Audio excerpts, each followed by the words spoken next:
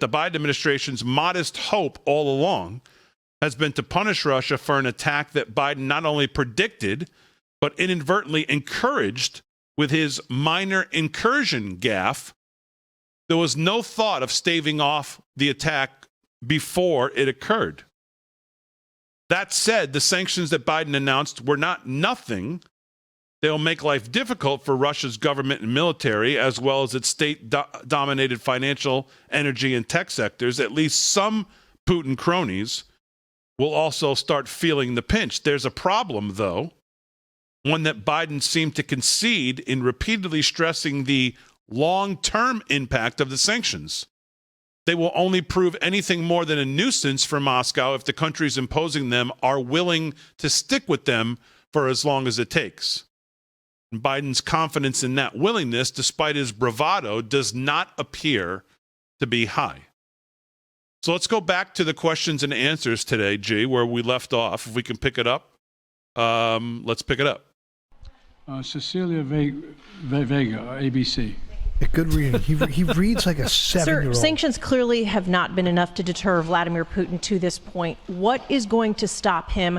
How and when does this end? And do you see him trying to go beyond Ukraine?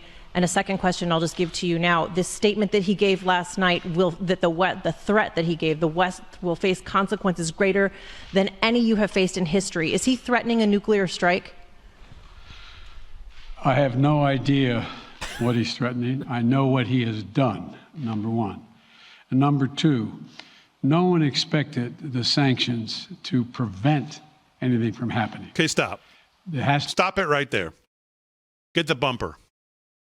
No one expected the sanctions to stop. That has been, well, I don't even need to tell you. I'll just show you. Run it, G.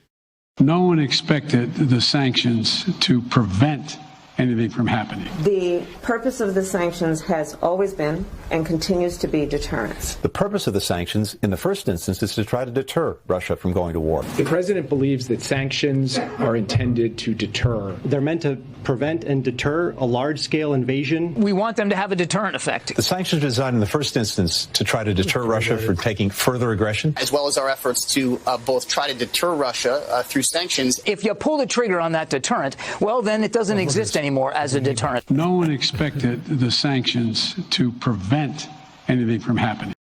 The only thing that made that edit better is an explosion after each one of those guys spoke.